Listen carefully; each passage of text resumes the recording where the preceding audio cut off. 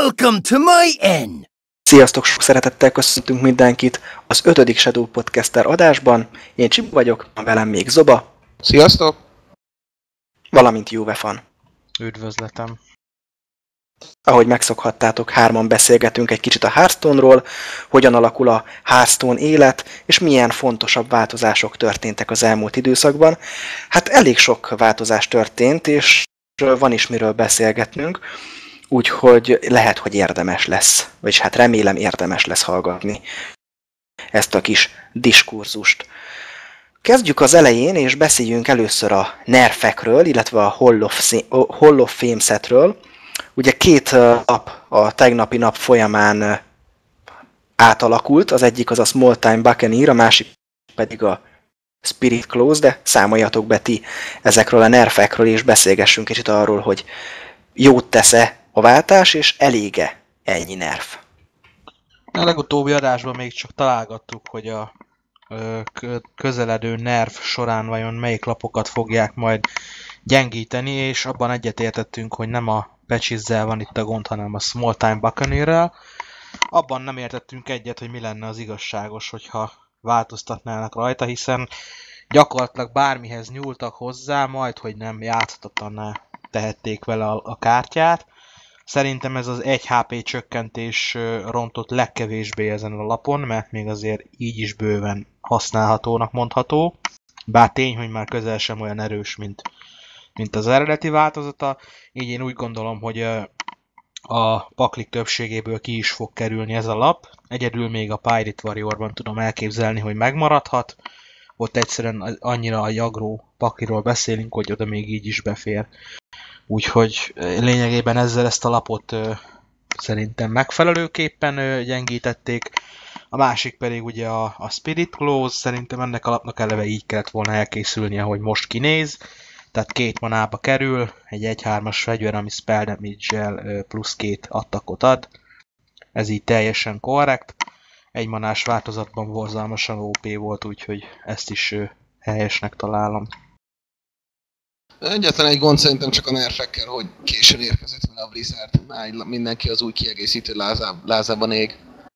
Úgyhogy mindenki be fogja lassítani a metát, valószínűleg. Hát igen, ha belegondolunk, hogy a Shaman már egy éve uralja a metát, és tényleg, hogy a Spirit Close augusztusba érkezett, a Small Time Buccaneer pedig decemberbe, és hogy itt vagyunk márciusban, és csak most változtattak rajta, ez borzalmasan későn történt. Nagyon, sajnos. Egyébként eddig én nem éreztem a metán, sőt nagyon is sok olyan deckbe futottam bele, amely ugyanúgy használta, és ugyanúgy akár a Pirate, akár a Shaman agropaklira épített. Én is úgy gondolom, hogy ez a 2 nerf megfelelő, nem vitték túlzásba sem, én viszont hiányolom azt, hogy más egyéb lapokat is nerfeljenek. Valószínűleg azért nem tették, mert ahogy említetted is, Juve, most sok változás lesz a következő 1 hónapban. Így van, és mi a véleményetek? Ti nerfeltetek-e volna még más lapokat? Mert azért beszéltünk még itt több mindenről, hogy szóba kerülhet. Mi az, ami még szerintetek mondjuk nerfelésre szorult volna? Nehéz ezt megmondani, most puskáznom kell egy kicsit. A Hunter Secretjei nagyon-nagyon OP-k, tehát az a Hunter Secret pakli az valami brutális. Félretéve egyébként a tréfát, ami tényleg fontos lenne, hogyha nem is konkrét lapról, de hogy azt a tendenciát megállítani, hogy a sámánnak ekkora nagy erőnyerése legyen, és hogy az agropakliknak ekkora nagy erőnyerése legyen. Nagyon-nagyon málisan kellene itt olyan nerfekben is gondolkozni, bár ugye a nerf kifejezésben ez nem szerepel benne, de valahogy olyat nem hallunk, hogy egy lapot mondjuk erősítenének, mert rájönnek, hogy hát még azon lehetne egy picit cizellálni, és akkor utólag majd az mennyire jó lesz ahhoz a mechanikához, amit egyszer annó kitaláltunk. Ilyet szerintetek miért nem hallani? Hát azért, mert többnyire ezek a lapok már balanszolva születnek meg, és nyilván nem lehet csak jó lapokat kiadni, mert az nem vezetne sok jóra, ugye kellenek arénalapok is, ilyen szempontból szerintem nem fogunk soha olyat látni, hogy egy lapon erősíteni fognak. Valószínűleg így is eléggé sok erős lap van, de ugye ezek ki is nyomják a közepes lapokat a Constructed Metalból, szóval nehéz lenne bármit is mondani, amit most erősíteni az ember, ugye. Mondjuk a sámán kaphatna egy 2 mana 7 per hetet, nem? Ja, nem lenne rossz, hogy egy 6/6 tudod, változatos legyen a dolog, de hát reméljük, hogy a jövőben nem látunk sámán, de ugye folyamatosan reménykedtünk itt a kiegekbe, és talán az Old Gold még jó volt az elején, azt élvezte az ember, de utána bejött ugye a Karazam, és az orbitálisan rossz kieg volt. Úgyhogy még egy ilyen Old Gold horderejű nyitás kéne az új kieggel, ugye. Hát igen, gyakorlatilag a nerfek óta, jó azért nem telt még olyan túl sok idő, 2 nap, de gyakorlatilag továbbra is csak sámánok alkotják a metát, csak most már nem az agró változat, hanem a Jade midrange változat, ami egy fokkal sem jobb, mint az agró sámán, annyi, hogy nem a 6. körbe halsz meg biztosan, hanem a 10. De nem ismerős régebről? Ugye, amikor nerfeltek a agró sámán volt, akkor is ugye mindenütt, és utána a midrange lett mindenütt. Most gyakorlatilag ugyanaz, csak Pepitával, Jade lapokkal. Meglátjuk. Csak ugyanaz maradt a király, aki előtte is király pontosan volt gyakorlatilag, bocsi, hogy belevágtam igen. A szabadba. Igazából ez lenne fontos tényleg, hogy nagyon nehéz, elképesztően nehéz, de hogy valamennyire kiegyenlített legyen a dolog. Egyébként függetlenül attól, hogy éppen milyen kiegészítő jön, vagy milyen lapok jönnek, szerintem elkerülhetetlen, hogy legyen egy-két olyan pakli, amely felül tud kerekedni nagyon sok másik paklin. És ezt egyensúlyban tartani az, hogy amennyire csak lehet a játékos képességein múljon, ne pedig a deckjének az erősségén, az szerintem nagyon-nagyon nehéz. És hogyha nerfek, akkor ugye jön a jövőben is néhány lap, amely ha nem is nerfként fog funkcionálni, vagy nem is nerfelik, de gyakorlatilag átkerülnek a jelenlegi metából a Wide metába, és csak Wide-ban lehet majd velük játszani. Nagyon sok ilyen, vagy hát viszonylag sok Legendary lap is bekerül. Mit gondol ezekről? Most nincs előttem a lista egyébként, hogy pontosan mely lapokról van szó. Ugye Legendary közül a Ragnaros és a Sylvanas volt a 2, ami kimegy. Jól emlékszem, még az Azul Drake volt, ami nem Legendary, ugye?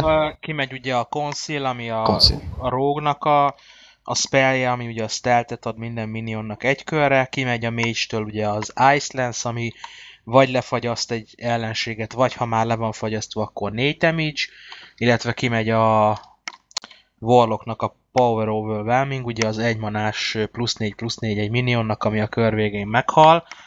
Hát ez utóbbi azon kívül, hogy jól lehetett trédelni alacsony költségű lényekkel, még a kombókra is alkalmas volt, ugye a Leroy kombóra gondolok első körben, úgyhogy meg még borclearelni is lehetett, hogyha Shadow Flame-et használtunk, úgyhogy szerintem ez speciál lehet, hogy egy jó választás, még azt mondom, hogy a Conceal is egy jó döntés volt, hogy kiment, mert nagyon idegesítő volt, mikor kipakolta a Rogue a questing adventure-öket, meg a Edwin Funcleaf-eket, és akkor leszteltelt, és a kövikörbe garantáltan meghaltál, és gyakorlatilag kinyírták ugye a Freeze Mage-et az Ice Lance kitörlésével, viszont ami fájó pont szerintem mindenkinek az a 2 legendás lap, illetve az Azure Drake-nek a távozása. Ugye az Azure Drake az szinte minden deckbe befért, akár aggro, akár control, a 2 Legendary pedig az a 2 lap volt, amit hogyha megkérdeztél valakit, hogy mit craftoljak le első körbe, akkor ezt a 2-t mondta volna. Tehát tényleg ez a 2 top kategóriás Legendary a játékban. Ugye, ha megnézzük a lapokat, én 2-t emelnék ki, amit így kivesznek, és fontos szerintem, hogy kiveszik. Ugye az egyik az Ice Lance, a Freeze Mage egyik alapköve, fontos bele, az átkerül Wide-ba. Gyakorlatilag ezzel átteszik a Freeze Mage-et Wide-ba is, nem jön egy hasonló lap. A másik ugye a Power Overwhelming lesz, ami ugye, mint mondtad, combo vagy OTK deckekben volt megtalálható. Mit jelent ez a meta szempontjából? Ezek a deckek, a combo deckek és a freeze mage control deckek ellen nagyon jók.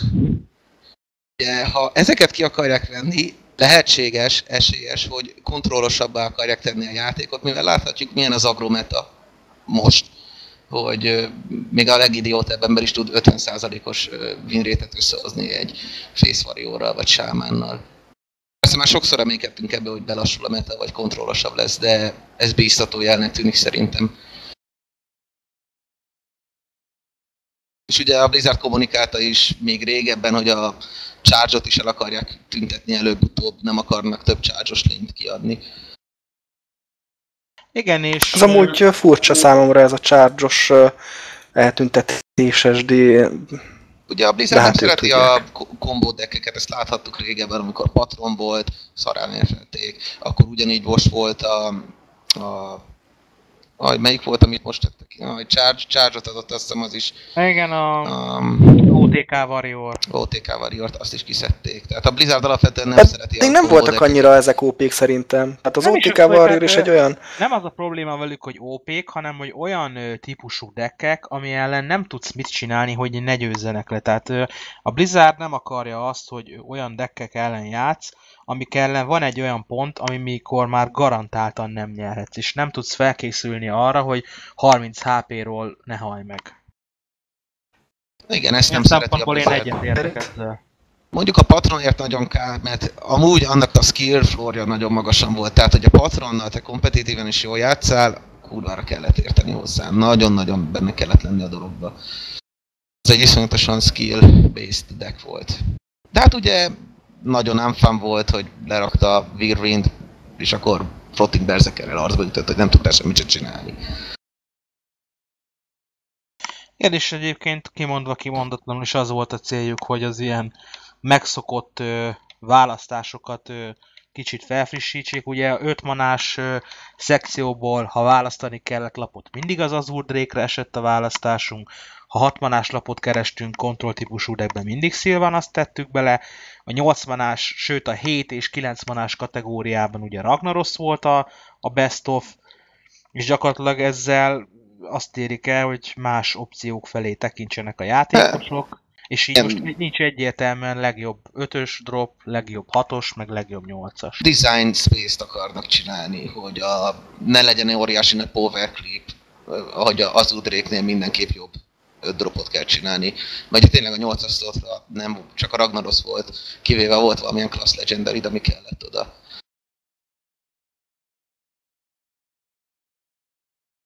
Igen, úgyhogy ilyen szempontból szerintem teljesen érthető döntés, az más kérdés, hogy tényleg itt felvet olyan kérdéseket, hogy mikor bevezették a standardet, akkor azzal kezdték, hogy hát a Classic set az örökké standard marad, és akkor nyugodt szívvel craftolgassunk klasszik kártyákat, mert azokkal örökké játszhatunk, aztán tessék, most így hirtelen kitesznek 5 lapot a Classic setből Wild-ba, úgyhogy...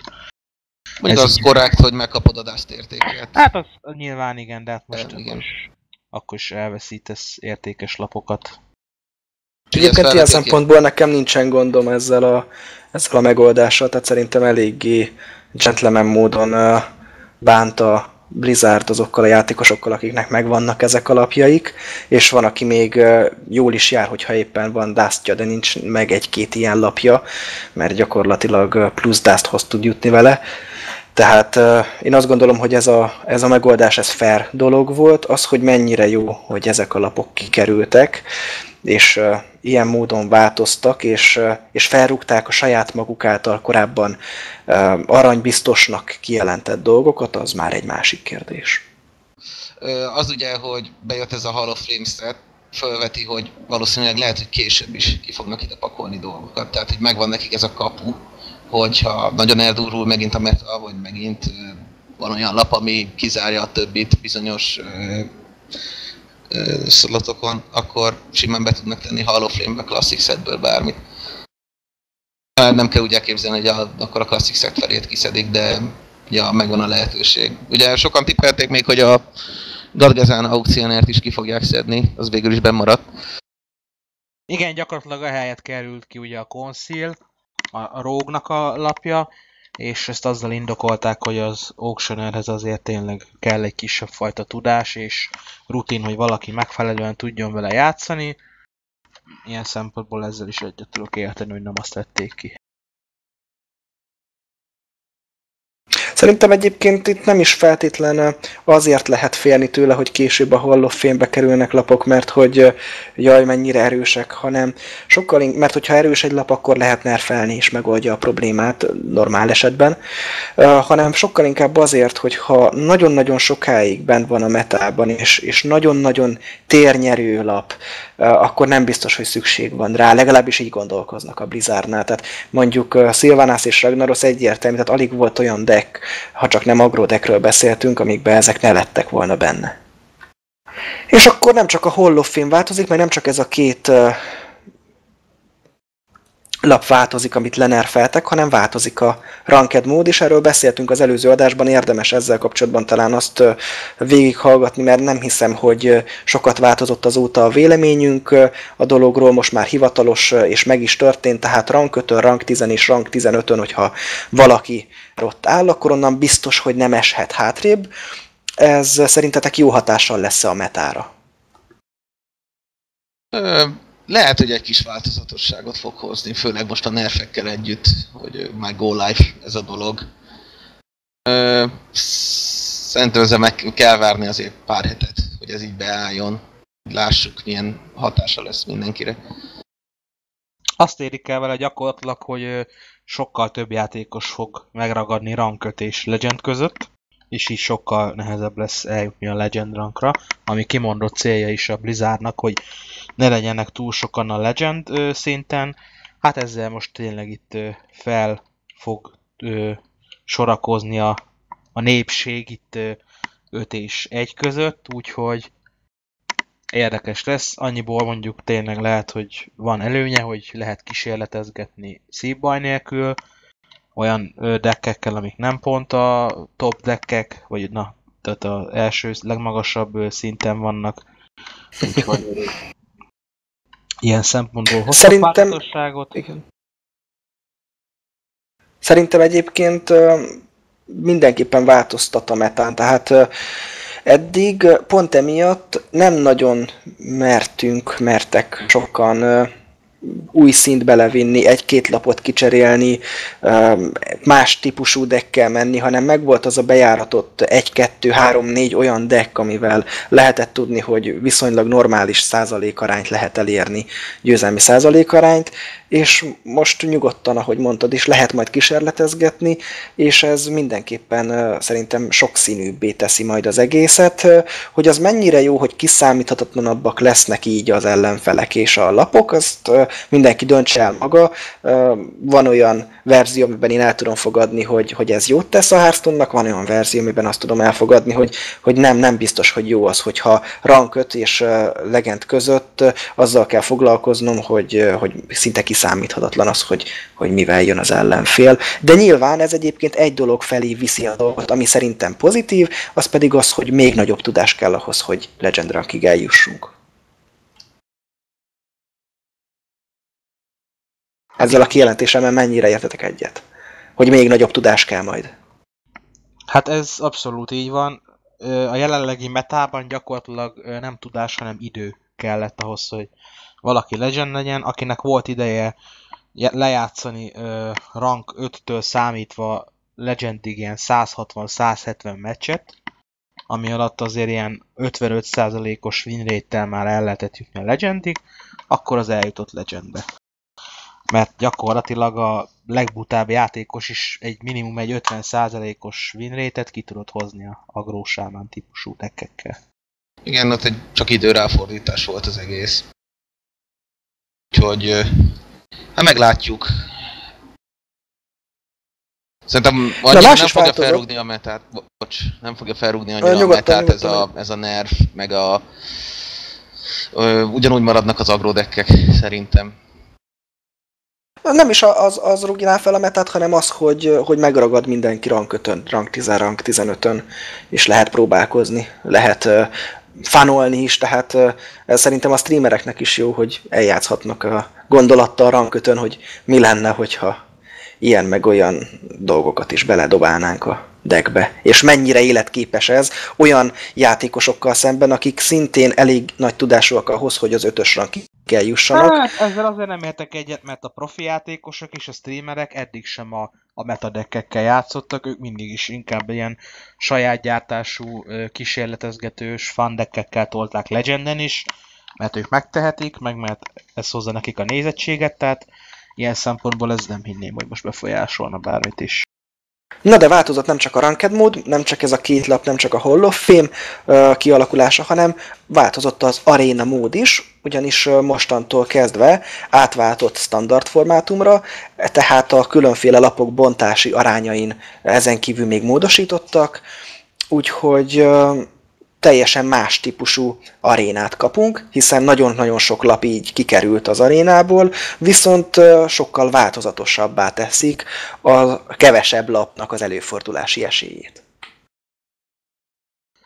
Sokan fel voltak itt háborodva, hogy meghúzták ezt a lépést. Én szerintem teljesen jogos volt. Egyszerűen annyira felhígult már a lapkészlet a Wild-ban, hogy gyakorlatilag az döntötte el egy aréna meccs kimenetelét, hogy ki tud a legjobban a körvön játszani, és ki tudja a legjobban kipakolni a lényeket, és a választásoknál, a draftnál pedig ki tudta a legjobb, a legópébb lapokat mindig elhozni. Tehát nem kellett semmilyen stratégián, semmilyen kombináción gondolkodni, hogy valami köré építsd a decket, hanem mindig csak a legerősebb minionokat kiszedni, vagy spelleket, és szépen pakolni ki a harmadik körbe a 3 manást, a negyedik körbe a 4 manás, így tovább. Arról nem beszélve, hogy a Warlocknál jött egymás után 4 Abyssal Enforcer, a Mage-nél 3 Flame Strike.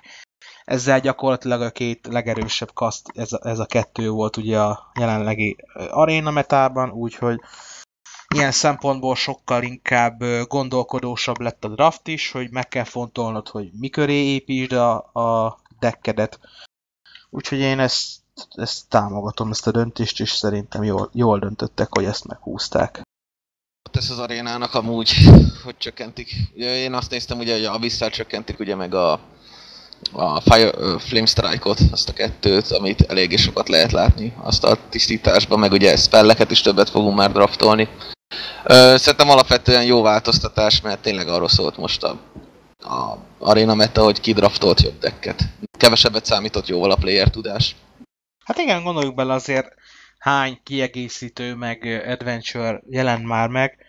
Több mint 600-700 lap volt már szerintem, amiből lehetett válogatni, és így is nagyon gyakran ugyanazokat kínálta fel a játék, mert ugye a common lapok sokkal gyakrabban kerültek elő, mint a Rare vagy az Epic, és ilyen szempontból tényleg mindenki a adott szituációnak megfelelően legerősebb miniont választotta ki. Egyszerűen nem voltak stratégiák, mindig csak a legjobbat vegyük ki, és mindig körvön játszunk, és aki már az első-második körbe ki tud pakolni, az már gyakorlatilag megnyerte a meccset. Na hát ezek voltak az egyik típusú változások, aztán a másik típusú változás, ami kevésbé érinti ennyire durván a dolgokat, az az, hogy a Destroy any minion damaged by this minion képességet leváltja a Poisonous felirat. Szerintem ez egy teljesen okés lépés, rövidül, egyszerűsödik a dolog, nyilván új játékosoknak el kell sajátítani ezt a kifejezést is, de nem hiszem, hogy ez azért gondot okozna nekik. 4 lap érintett, a Emperor Cobra, a Pit Snake, a Patient Assassin és a Maexna. Ugye ezt az új adapt mechanika miatt tették be, mert választható lesz. Amiről majd mindjárt beszélünk, ugye? Beszélhetünk is már rögtön az adaptról, mert a következő dolog, ami így fenn van a listán, amiről beszélnünk kell, az természetesen az új kiegészítő, amely hamarosan meg fog jelenni, a megjelenése előtt 7 nappal pedig elkezd majd belépési bónuszokat osztogatni, Gold, Dust, illetve különböző kiegészítő csomagok képében a Blizzard, ez is egy számomra pozitív dolog, úgyhogy lehet készülni a Journey to Un'Goro kiegészítőre, ami egy ilyen dinós, őslényes, felfedezős történetszál, hogy így fejezzem ki magam, nekem tetszik ez a fajta felépítés, tetszik lapoknak a stílusvilága sokkal jobban érdekel, mint mondjuk a Karazhan érdekelt, vagy pedig a Mean Streets of Gadgetzan, úgyhogy lesz egy ilyen lap is, aminek adapt képességei vannak. Szerintem a legizgalmasabb az a legendás spell lesz, ami ugye eddig nem volt. Gyakorlatilag ugye ezek ilyen questek lesznek, minden kaszt kap egy-egy questet, ezek egymanás legendary spellek lesznek, tehát csak egy tehetőbe a pakliba. Ezt megkapod a kezdőkézbe minden meccsen, de lekeverheted. És hogyha kijátszod ezt a questet, akkor onnantól kezdve egy bizonyos feltétel sorozatot kell teljesítened, és majd kapsz cserébe jutalmul valamit, nyilván egy legendary lapot. És ugye láttuk, hogy a Priestnél lesz egy ilyen, hogy ki kell játszanod 7 Death Rattle miniont, és kapsz egy olyan lényt, ami 50 a 8/8 taunt, és 40-re állítja a HP-dat. Úgyhogy ez is inkább a kontroll irányába próbálja majd terelni a játékosok figyelmét. Kérdés, hogy a többi kaszt milyen típusú ilyen questet fog majd kapni. Mert ez a Priest ez elég OP-nak tűnik így első ránézésre. Ugye azért nagyon jó dolog ez, mert több paklépítési lehetőséget hagy, mivel ha ezt a questet választod, az mindig a kezedbe kerül, úgyhogy gyengébb lesz a kezdőkezed. Kevesebb lapot tudsz mindig genezni. Szóval jó, hogy egy ilyen választás benne van, hogy oké, jó ez a quest, de kilövöm a Priestnek az early game-ét, ami köztudatlan nem a legjobb. Még a Dragonban se az igazi. Úgyhogy jó, nagyon jó ez a quest. Kicsit talán sokat kell ölni, sokat kell tenni hozzá, de nagyon rewarding az egész.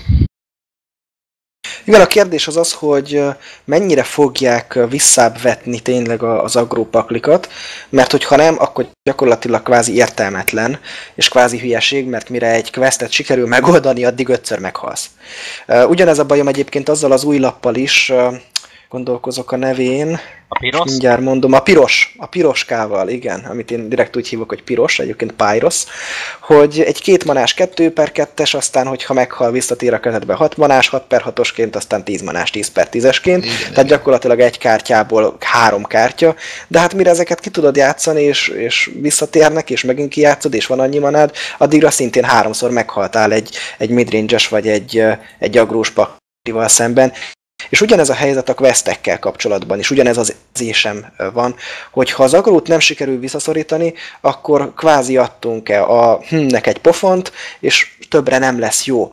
Viszont, amit mondtatok ti is a questekkel kapcsolatban, nekem rendkívül tetszik, nagyon megmozgatja a fantáziámat, nagyon érdekel, hogy a többi quest milyen lesz.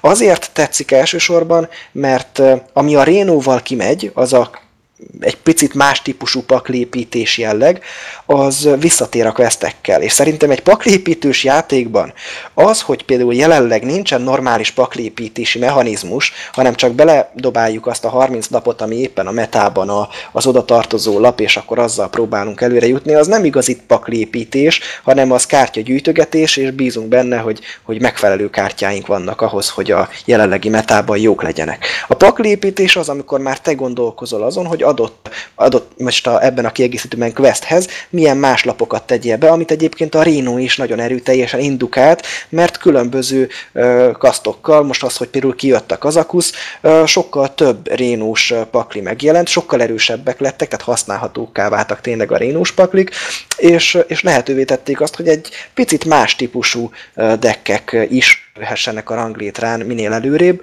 és ugyanebben bízok a questekkel kapcsolatban, hogy különlegesebb, egy picit másabb típusú decképítésre adnak majd lehetőséget, meg kellő erőt, és így sokkal változatosabbá válhat a meta, de mondom, félek tőle, hogy nem lesz jó vége a dolognak. Igen, ha jó vége lesz, meg elképesztően örülni fogok neki, tényleg. Van, hogy kerül nekik ez a balanszírozás dolog itt majd, az agro és a control meg a midrange között. Tehát ugye reméljük a legjobbakat. Mindenki pozitív, hogy ilyen újfajta mechanika van benne a dologba. Igen, és lesz még egy másik újfajta mechanika, amit már ugye említettetek, ez az adapt, ami gyakorlatilag azt jelenti, hogy Battlecry-ként aktiválódik a képessége a minionnak, és a Discover mechanikát utánozva 10 féle opcióból fog 3-at felkínálni, és ebből egyet lehet majd választani. Itt ugye olyanokra kell gondolni, hogy kapjon plusz 3 támadást a lényet, kapjon egy olyan defretül képességet, hogy 2 darab 1/1-es növényt idéz meg, vagy stealth lesz, vagy divine shieldet kap, vagy nem lehet spellekkel és hero powerekkel leszedni, tehát ilyesmikre kell majd itt gondolni. Kicsit nekem ez fantáziátlannak tűnik ez a megoldás, mert nagy újdonság nincs benne, a már meglévő mechanikákat gyúrják gyakorlatilag össze, mint hogyha nem lett volna ötlet a Blizzardnak, hogy milyen újdonságot találjanak ki. Nekem a +1/+1 az is jutott eszembe róla, szinte hasonló mechanizmus, vagy már kijátszott, vagy kijátszani készülsz egy lapot, és akkor azt próbálod buffolni és erősíteni. Ugyanezt érzem ebben is, csak most nem erőt adnak hozzá, hanem plusz képességet. De lehet, abban az esetben is, ha jól tudom, hogy +1/+1-et ad a minionnak. Tehát abban az esetben, hogyha ez sikerül valami olyan kombóval összehozni, mi mondjuk a +1/+1-ekkel szépen összejátszik, és akkor felbuffolod a minionjaidat, és közben még plusz képességeket is kapnak, és brutálisak, akkor is meghalsz, mire el tudnád kezdeni őket kijátszani. Úgyhogy nem tudom, én is ezzel az adattal kapcsolatban inkább azt érzem, hogy jó opció, jó lehetőség, de ebben szerintem több rejlene, mint amit egyelőre látunk. Itt majd olyasmi kombókra lehet gondolni, amit elvileg ugye egy lap kiszivárgott, hogy ilyen lehet. Egy olyan minion, aminek az a battlecry-ja, hogy a murloc-jaidat adaptálja, tehát a pályán csatatéren kint lévő murlocokra az összesre hatással lesz az, amit kiválasztasz az adapt során. Ez és az alap azt hiszem azért is jó, mert naturál, azt hiszem, ha jól emlékszem. Úgyhogy minden kasz használhatja.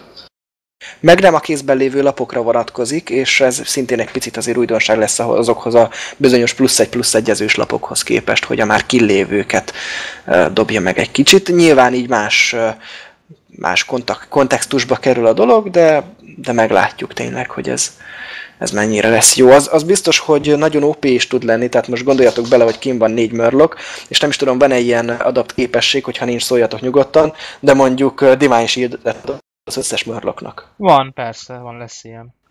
Na, tehát akkor innentől kezdve... Úgy, hogy... Igen, van Wind Fury. Igen. Tehát innentől kezdve ez nagyon OP is tud adott esetben lenni. Nyilván ahhoz meg az kell, hogy ki legyenek éppen a lények, és ott legyen a kezedben a lap, de meglátjuk. Inkább ilyen midrange-esnek tűnik nekem ez az egész mechanika, amiben működhet. Vagy agróba, ugye. Kell egy minimális board hozzá, amit vezessél és meg is tudjál tartani. Kicsit olyan Winmore-os mechanika, mert ha tiéd a board, akkor amúgy is nyersz.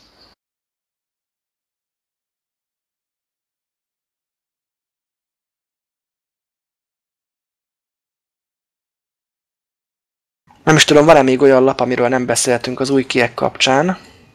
Hát ugye még nem ismerünk sok lapot, hivatalosan csak 4-et mutattak meg nekünk, majd március 17-én kezdik el kiszivárogtatni az új kártyákat. A sámánnak volt még egy board clearja, ha jól emlékszem. Az a vulkán. Ami 6 mana, ha jól emlékszem, és 15-öt sebez véletlenszerűen a csatatéren kint lévő összes minionba, tehát a sajátba is. 5 mana, Overload 2-es, tehát igazából 7 mana.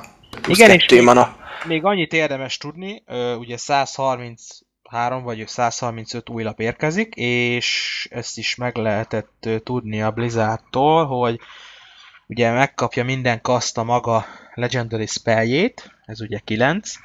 Minden kaszt megkapja a szokásos 1-1 Legendary minionját, ez már 18, és csak 5 darab neutrális Legendary fog érkezni, tehát most inkább a klassz-specifikus dolgokra mennek rá ebbe a kiegészítőbe, én úgy veszem észre.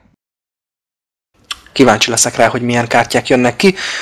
Szerintem ti is kíváncsiak lesztek rá, most még márciusban marad a jelenlegi felállás, és a 2 nerfen kívül azért a változásoknak csak a szele az, ami megcsap bennünket. Addig is még lehet utoljára itt kiélvezni a Hall of Fame-be tett lapokat is, és hát mi is köszönjük a figyelmeteket. Legközelebb majd, hogyha már többet tudunk az új kiegészítő lapjairól, akkor jövünk, ahogy már a Gadgetszán kiegészítővel kapcsolatban itt is lesz majd előzetes rangsorolás és véleményalkotás. Bízunk benne, hogy nem csak papíron lesznek ezek izgalmas és jó lapok, hanem a játékban is tényleg pozitív változásokat hoznak. Számomra az lenne ez a pozitív változás, hogyha sokkal több ráhatásom lenne játékosként a magára a játékra, tehát a tudás nagyobb mértékben számítana, illetve hogyha minél több játszható deck típus lenne a Hearthstone világban.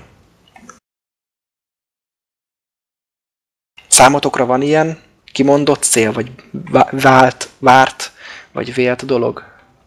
Mindenképp jó lenne, hogyha lassulna a meta, nem arról szólna, hogy ki tud minél hamarabb kipakolni mindent és megnyerni a meccset.